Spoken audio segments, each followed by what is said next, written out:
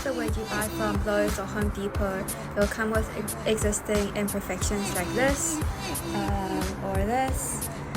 What you want to do is fill it up with some wood filler, paste it on, and then sand it down. Once you sand it down, it will look something like this, where all the holes and dents will be filled up, and you'll have a smooth wood to work with.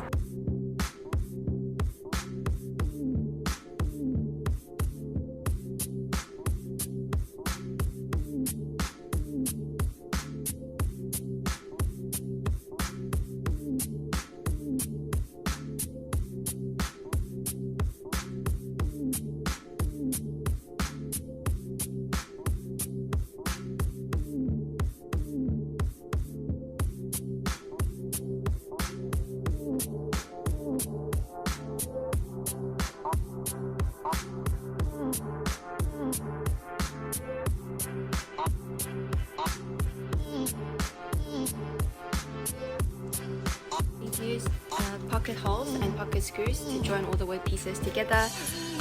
So you can see there's a big hole, so what we can do is buy these wood fillers and fill them in. It should fit quite nicely in the hole, like this. And once the glue dries, you can shave off the excess, sand it down, fill in the cracks, and it should be quite visible.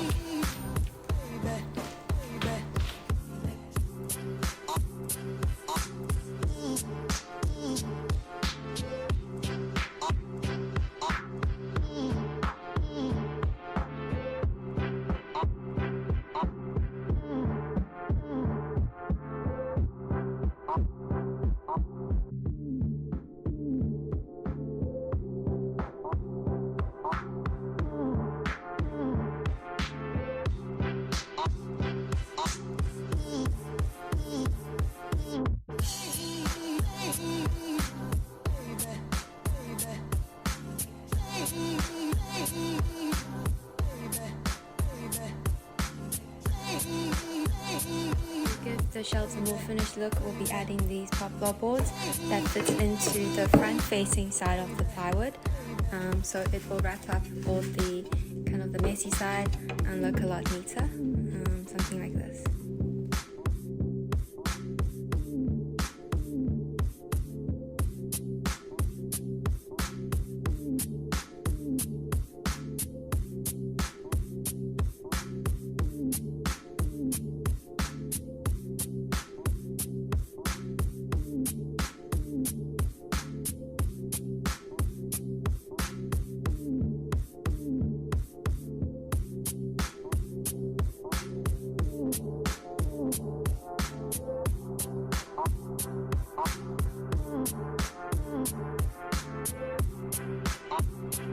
Last shelf on the left, and I've added these little wooden blocks all along the end, so that when I put in my last piece of wood filler, there is sufficient support behind it. I can nail it and it lies flush with the end.